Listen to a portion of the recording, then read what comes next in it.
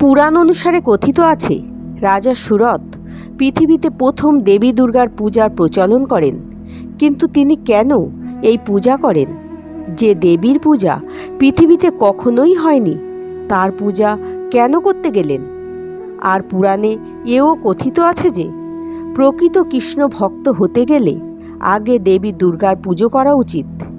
এই সব আপনারা জানবেন এই ছোট্ট ভিডিওটি থেকে, তাই স্কিপ না করে ভিডিওটি শেষ পর্যন্ত দেখুন। আর ভালো লাগলে অবশ্যই লাইক ও শেয়ার করবেন, আর সাবস্ক্রাইব করতে ভুলবেন না। নমস্কার, পুরাণ পরম্পরায় আপনাদের সবাইকে জানাই স্বাগত। পুরাণে কথিত আছে রাজা সুরথই পৃথিবীতে প্রথম দেবী দুর্গার পুজো করেন। কিন্তু এই পুজো করার পিছনে রয়েছে এক মর্মান্তিক ঘটনা। রাজা সুরথ ছিলেন চন্দ্রবংশীয় রাজা ও সুশাসকও, কিন্তু কোনো এক যুদ্ধে রাজা সুরথ প্রতিপক্ষ রাজার কাছে পরাজিত হন। কিন্তু চিরকাল বিজয়ী রাজার এই পরাজয় মেনে নিতে না পেরে মনের দুঃখে বনে চলে যান।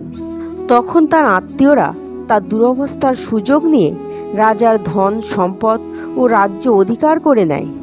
এই কথা রাজা সুরথ জানতে পেরে ভীষণ কষ্ট পেয়ে ঘুরতে ঘুরতে তপবনে এসে পৌঁছালেন। সেটা ছিল মেধা ঋষির আশ্রম। সেখানে তিনি আশ্রয় নেন। আশ্রমের জীবনযাপন অন্যরকম, সেখানে সাংসারিক চিন্তা স্থান পায় না।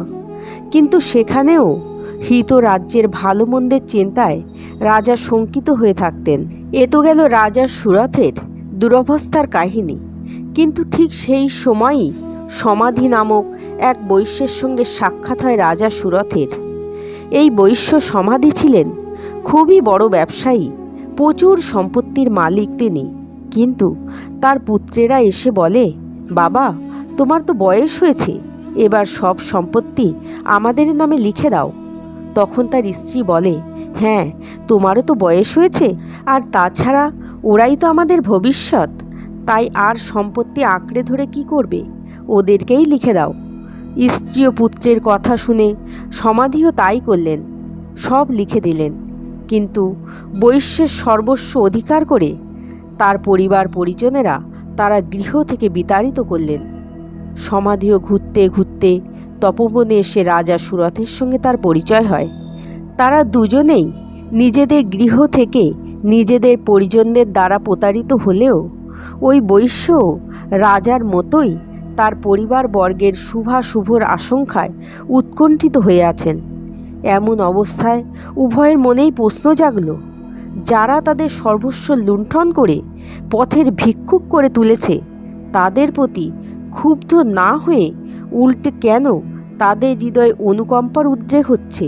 তারা দুজনে তখন মেধা ঋষির কাছে গিয়ে এর উত্তর জানতে চাইলেন। ঋষি তখন এক এক করে চণ্ডী দেবীর মাহাত্ম্য সংক্রান্ত কাহিনীগুলোর উল্লেখ করে বললেন যে পরমেশ্বরী শক্তি মহামায়ার প্রভাবেই এমন হচ্ছে। ঋষির কাহিনী শুনে অনুপ্রাণিত হয়ে রাজা সুরথ ও বৈশ্য সমাধি নদীর তীরে 3 বছর কঠোর তপস্যা করলেন এবং সবশেষে দুর্গোৎসব করলেন। তবে রাজা সুরথ এই পুজো করেন বসন্তকালে, শরৎকালে নয়। দেবীর বরে রাজা সুরথ হারানো রাজ্য ফিরে পেলেন এবং সমাধি বৈশ্য তত্ত্বজ্ঞান লাভ করলেন। তবে আমরা বর্তমান কালে যে দুর্গোৎসব করি তা মহিষাসুর মর্দিনী রূপে।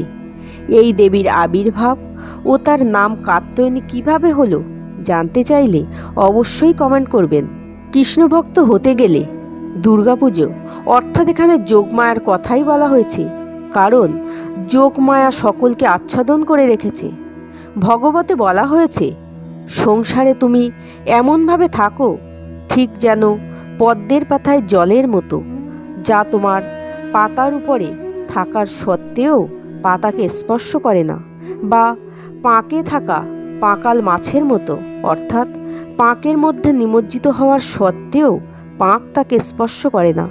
ঠিক তেমনি মায়া জগতে মায়ার মধ্যে নিমজ্জিত থেকেও নিষ্কাম সাধনা করতে গেলে মায়া দেবীকে তুষ্ট করতে হবে। এমনকি দাপর যুগেও 1 মাস ধরে গোপিনীরা কাত্যায়নী ব্রত করেছিলেন, তাই শ্রীকৃষ্ণের চরণে পূর্ণরূপে নিজেকে নিমজ্জিত করতে গেলে যোগমায়াকে তুষ্ট অবশ্যই করতে হবে। অবশেষে বলি 2024-এর দুর্গাপুজোর সময়সূচি।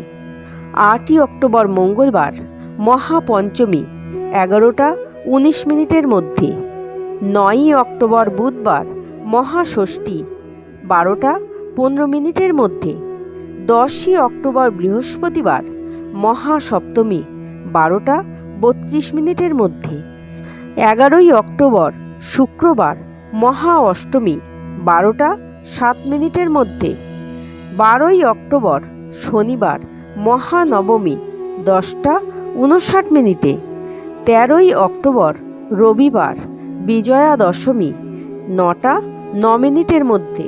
মহিষাসুর মর্দিনী দেবী দুর্গার পূজার বিধি পুরাণ গ্রন্থ অনুযায়ী অমাবস্যার পরবর্তী শুক্লাপক্ষের ষষ্ঠীতে দেবীর বোধন হয়। সপ্তমী, অষ্টমী ও নবমী তিথিতে দেবীর পূজা হয় ও দশমী তিথিতে দেবী মহিষাসুরকে বধ করেন।